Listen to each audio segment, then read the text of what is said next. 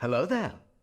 Hey there guys, Unofficial Lego here. Hope you're all doing well, and welcome to my LEGO Star Wars 501st Battlepack Clone Trooper review video. After 2020's, I guess, Clone Trooper Legion of the 501st Battlepack, that's a $30 set, we finally have the smaller, scaled down, actual Battlepack type of LEGO set here that's actually classified as a Battlepack compared to this is not classified as a Battlepack. Nonetheless, people still did use this as a clone army builder. I did the same thing. This here is set number 75345. It comes with 119 pieces intended for ages 6 and up. It includes 4 minifigures, clone troopers here, and a small little turret build. Of course, we'll go ahead and look at the minifigures in just a moment, but first I want to go ahead and show you guys the actual build itself. Here is a very simple little turret build right here. You can actually set one of your minifigures right here. There is no studs right there, so their legs kind of just fit right into there. I'll show you guys that in a minute after I show you guys the minifigures. Nice little cannon build right here, and it even shoots like so. And I totally just lost that little piece, but it comes with 2, so it's cool. Very simple build, however, and it moves up and down. Does not move to the sides, so like right or left, does not move that. It only moves up and down, but the legs do move. So like this part moves that way, as you guys can see right there. And it functions for all 4 of the... comes off too. It functions like that for all 4 of these legs right here on this build. Literally my only issue with this overall build is that I really wish it had a hint of blue somewhere on it to match the 501st Clone Troopers themselves, as they all have blue. Of course, previously before with the Bark Speeder from the first original Battle Pack set, and same thing for the Walker there as well, is that they have a lot of accents of blue. It's actually one of the main components and colors used in these builds, and those stickers are peeling, which is actually really nice here about this overall set, is that there are no stickers. However, there are some printed pieces for the minifigures I'll show you guys here right now. The set right here includes 4 501st Clone Troopers that are different types of specialists here, essentially. So first off, we'll go ahead and start with the officer minifigure right here. It comes with the antenna right here, and I really have to say I really like the overall printing here on this minifigure. I feel like something that's kind of overlooked at times is the back printing on this minifigure. I think looks really great with those blue accents there and everything like that. And then also he has the antenna right here, as they do now have these new helmet molds that do have these little holes right here, so you can put these accessories like antennas, and there's also these new binocular pieces here for the specialist. I'll show you guys that in just a moment here. Same thing for the heavies right here as well. Have these cool little visors here, a lot like Commander Cody in the ATTE.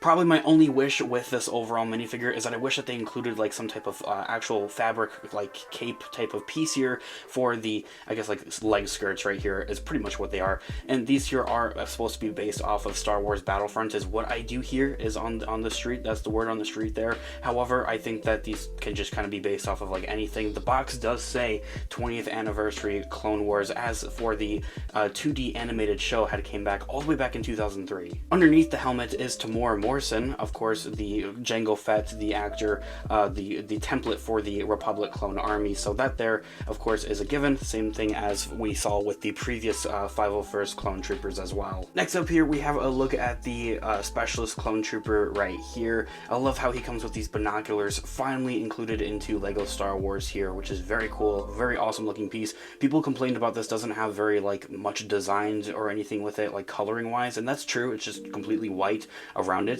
Maybe a few like black accent marks or something like that would have been nice, but I thought it was like completely smoothed out and just flat. But no, it actually has a few little accent marks in there and everything like that, so that there is looking very, very cool. Once again, Tamora Morrison underneath.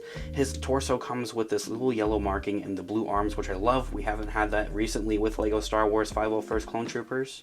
Also has the back printing, as you would of course expect there as well, looking pretty great. Leg printing is there as well, very bland, I don't know, very normal, just normal. Yeah, torso, I really like the yellow marking though right there. I think that looks really great. Same thing with this, and then his blaster as well.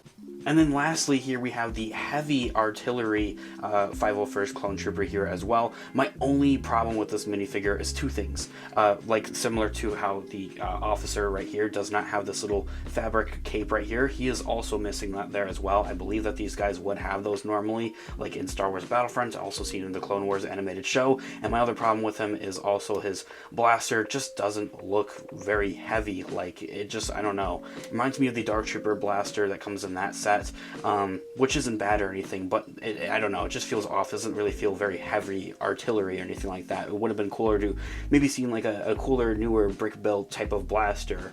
Anyway, it's just a blaster at the end of the day. It's not a stud shooter, which, yeah, I think that's kind of something that's underrated with this overall battle pack, is that this battle pack does not come with stud shooter, which is honestly really nice to have the return of just these normal blasters instead of the stud shooters, of course, which are just clunky and just look weird and don't look very cool. The helmets for the two heavy troopers in the set are also different compared to the officer and also the specialist here. The specialist and the officer share the same type of helmet. However, with the heavy troopers, they have these like darker, thicker lines right here. So yeah, and there's some black in there as well. So those are different. The torso pieces are also very, very great looking, honestly. I really did wish it came with the fabric piece there or something like that. It would have been more accurate there, of course. This little thing is a backpack, and this is the printed piece here, which isn't horrible. It would have been nice if it was bigger. It just feels awkwardly small in my own thoughts and opinions, although I haven't heard anybody else complain about that really. This backpack, honestly, in my own thoughts and opinions, feels like something that you might see with the specialist trooper actually instead. And there is also printing underneath here as well. I'll go ahead and show you guys. This here is the back printing. So the little slash or stash thing, I don't even know what it's called, grenade holder, ammo holder, whatever, goes around and then onto the back. I don't think it goes on the sides. No, it does not go on the sides. I don't know why it would. I mean, there's arms there that cover it anyway. But yeah, overall, really great looking minifigures here that are included into this set. So aside from the set itself, let's talk money. Is this set here really worth 20 United States dollars here in the US? Mind you that the previous battle pack that we did have, I believe it was in 2019, it spanned all the way to a lifespan of 2021, was the Mandalorian battle pack that retailed for 15 United States dollars. And I have it right next to me on the shelf right there. This is one of the Mandos that are included in that set, including 4 different Mandalorians. That set came with a similar type of build style where it came with a little speeder bike and then a little bit of terrain there, and it retailed for $15 instead of $20, so $5 more that you're paying for this set here, and that's due because of inflation and everything like that, which is really to an extent just Lego, as they have previously mentioned, as kind of an excuse, like, you guys keep buying our stuff, we're just gonna raise the prices and you guys will buy it anyway, so why not? That is essentially what I have heard from like other Lego YouTubers and kind of like from Lego themselves even around on social medias. That being said, final verdict, of course, while this comes with some amazing minifigures, the build itself, I don't know if that's worth really all that much. So I would definitely wait for this set, especially if you plan on an army building with this set, getting like 5-10 of these. I would hold off on waiting for this to get lowered on of like Amazon.com, Target.com, Walmart. Any other retailer will literally lower them to like $5 less, so like $15. Sometimes they'll even go lower, so like $13, $10 in a couple of months by summer-ish.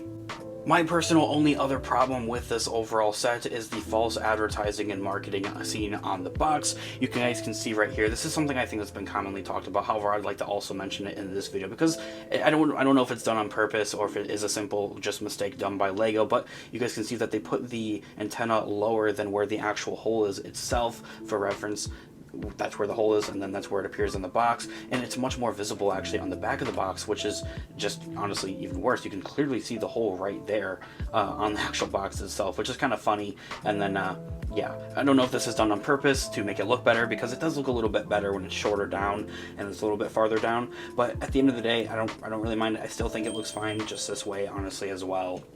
Anyway, that's just the box. This is your reminder. Go recycle the box.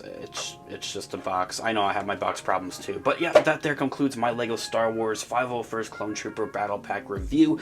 Hope you guys enjoyed it. Let me know if you in the comments down below if you guys have this set yet. Or, of course, if you plan on picking it up. Do you guys plan on army building with it, or is 1 or 2 of them just good enough for you? I would love to hear all of your thoughts and opinions in the comment section down below. I'll catch you guys in the next one. Have a great one, guys. Peace out.